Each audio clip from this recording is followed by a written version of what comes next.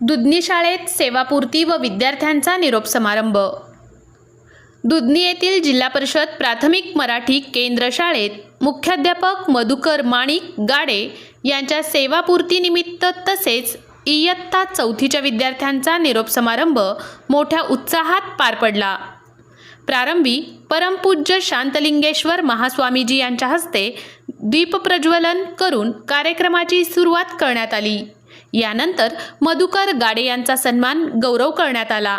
इयत्ता 4थीच्या विद्यार्थ्यांनी गाणी कविता यातून आपल्या शाळेतील आठवणींना उजाळा दिला।